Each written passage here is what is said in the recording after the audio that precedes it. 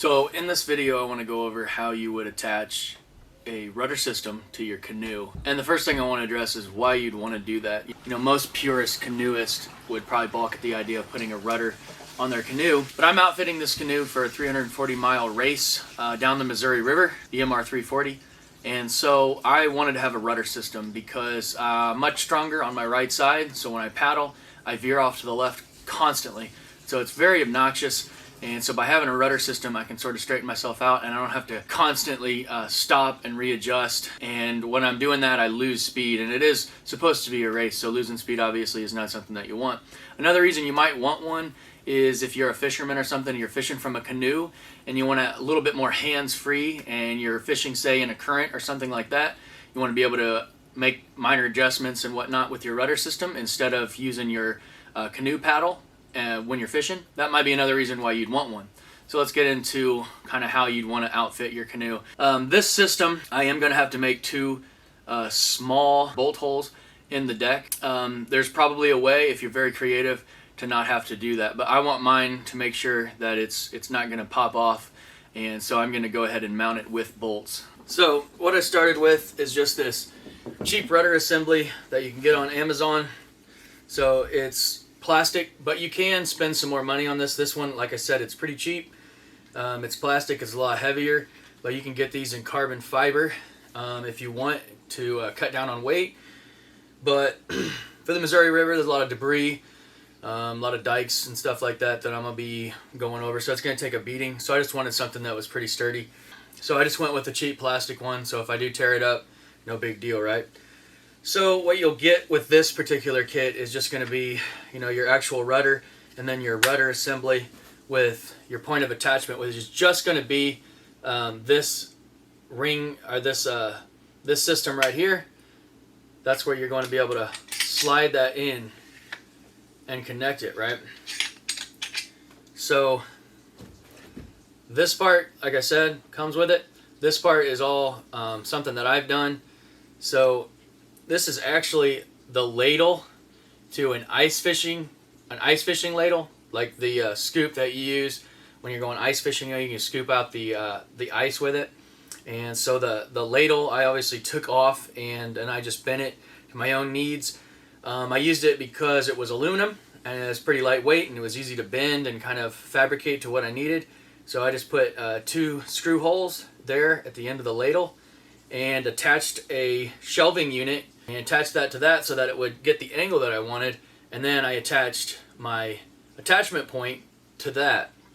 And so what I can do is I can slide this onto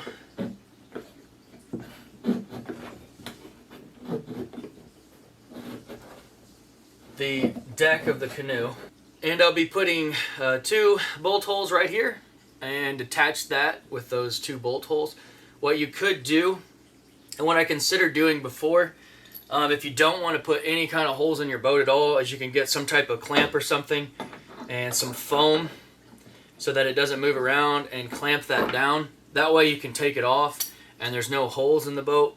But I don't know that I completely trust that. 340 miles, a lot can happen, so I'm just going to go ahead and put two screw holes through here and here, and as well through my decking system, and then will attach that like so.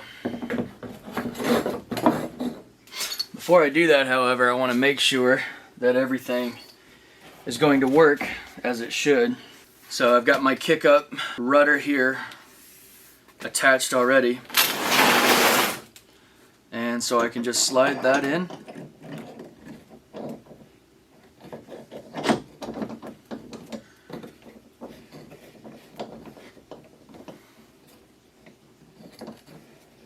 These foot pedals are actually off of a rowing machine. And so this was what was here before. I had those for a foot brace. And all I did was took off the aluminum foot brace and I put in this heavier duty steel foot brace. And these were already fitted to this. And so as you can see, it works out pretty well. So like I said, it's a row machine. Not everybody has a row machine sitting around, so you can fabricate these on your own. I mean, this is just heavy duty flat plastic, and so what you could do is just get some U-bolts like these and attach it to your pole or your foot pegs like I did here. And like I said, you can fabricate anything. You can use aluminum, so you're really heavy duty, won't rust, and lightweight. This plastic works out pretty well. It's pretty lightweight. And of course I'm going to take these straps off because I'm not going to be putting straps on my feet. Don't want straps on your feet when you're going down the water. Obviously that's kind of a safety risk there. And so then I just drilled a hole at the top to connect the cable, which is in this kind of non-permanent setup. This is just 550 cord. Now 550 cord is not going to hold up to the water very well, but it is going to be strong and not going to break. So if this is going to be something that you're going to have on your canoe all the time and you're going to want it waterproof, they do make cables specifically for rudder systems, and obviously you can buy them. They're going to be a little bit more expensive, but they will last in the water a lot longer. So I just have those two cables that are connected to my foot pedals, and I'll bring those cables back here. Then they're going to come back to the back where they will meet up with my rudder assembly here. And so I'll just connect that to my rudder assembly, and then all that's left from that is your kick-up rudder, which I've already got secured here. And so when you hold down on both of your foot pedals, as I'll simulate right here, you can then kick your rudder up, which will keep it so if you're coming into a ramp or if you're about to go over the top of some debris, you can kick that up and it won't drag down. But otherwise, so you'll move your foot pedal one direction to move and the other, and as you can see, it works as it should. What I want to do next is I want to secure the cables to the side, basically to just keep them out of my way. The only thing left to do is to attach that permanently to the decking and then secure these cables somewhere so they're not in my way. And then we can try it out and see how it works.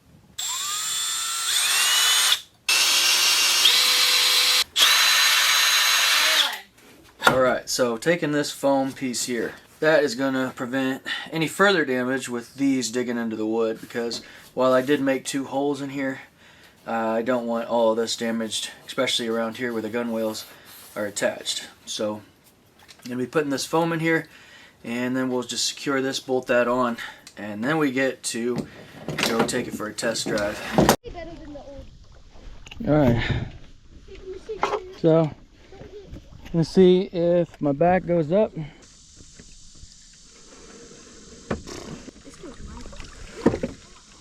It's in the water. Alright. Is it moving left and right? Yep. Alright. It's moving. So far so good. Let's take it for a spin, yeah? Moving a little. You want to take it for a spin? Alright, you lead the way. Let's go.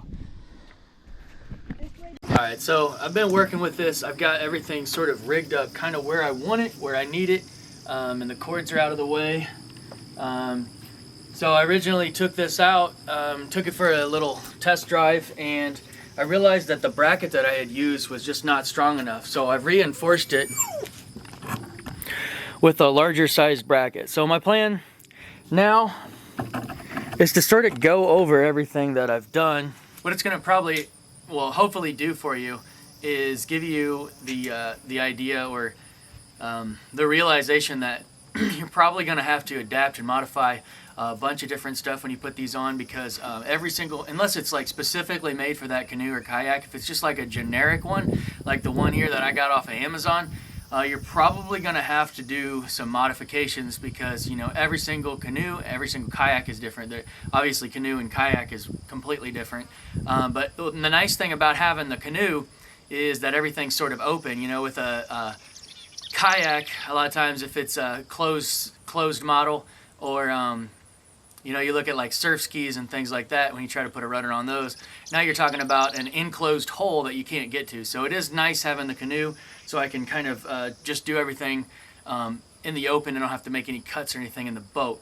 So the only real holes that I made in the boat were the 2 holes back here for the bolts for the piece of metal that I have the rudder coming off of. And I also put rigging on the side, just kind of these little eyelets or eye holes to sort of guide the strings where I want them to go, so they're not kind of everywhere and I'm tripping all over them. So I'm going to show you guys kind of what I did. So we reinforced this. I've got the 2 holes drilled in there and I got that clamped down. And then we just ran our guides for each side through here. And we got 2 strings, one for raising this up and one down. And so I have just a bolt through here, and it's got this here just to make it roll, so that when this string is on this, I'm hoping that that just gives it a little bit more ability to not get stuck on anything. So it kind of just rolls with the string and helps it move. So I'm going to tighten that down a little bit. That is one thing that I haven't tightened yet. But it's supposed to remain loose because I want it to spin. So that's my up string and my down string, so I can control the rudder, whether it's up or down, from the cockpit of the boat. I've got my steering guides on here. And as you can see, here is the eyelets that I was talking about. They just run down here. I've got another one here and another one here to keep it away from me so that I don't have it all tangled up where I'm steering. And then it goes to these foot pedals. Now, as you can see, these foot pedals have made quite a modification change. So what I didn't like with the metal bar that they originally were on was that it was really heavy. It's 3 times as heavy as the aluminum bar that I have in there now for the foot pedestal. And also, I was afraid that if I was to hit something, it came very close to these ends here and I would puncture the boat. So what I did was I went ahead and I cut, obviously, the bottom heel off because it was just too much bulk, it was too much weight, and it was getting stuck on the bottom, and I just didn't need it. So I just completely cut that off. And then come back here, and I just got these U-bolts here that I went through the bottom. And then, so of course they were sticking out. Screwed those down to where I can still move this. It's really tight, but it does still move. So they're not completely cinched down, because I want them to move sort of freely, but still, you know, not be super loose. So then I took it out for a second time, and I tried it again. And the foot pedals were so loose that they were coming off of the ends. And so I've drilled a bolt through that to keep them from coming off the ends, so that if they do come off, they get stopped by the bolt. And I have one on each side there. And then I also, of course, tightened these, and then I went ahead and cut and ground those down so that they wouldn't be poking me in the bottom of the feet. And then I also plan to add a little bit of a support, like a mat or something on top of that, so I can put my bare feet on it and it doesn't hurt. And so here's my cables for raising the rudder up and down. So I just got them, you know, they come from the rudder from back there, and then I just got them threaded through this wire here. Threaded through the wire underneath of the seat, and then I've got them marked down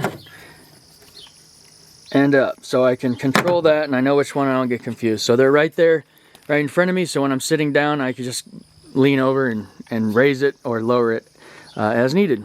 So the only step left really is to get this thing in the water and sort of see how everything works and make sure nothing falls apart. So I think everything works. Rudder goes up and down fine, goes back and forth fine. I'm gonna tighten a few bolts, but honestly, the strings, the cables, everything runs smoothly. Everything's working fine. It's pretty fast. I was getting almost 5 miles per hour, just kind of moseying along. So with the current speed, currently right now at like 3 to 4 miles per hour. And if we get some rain, it'll be going even faster. You know, we're talking about 8 to 9 miles per hour. So not too bad to trot along at.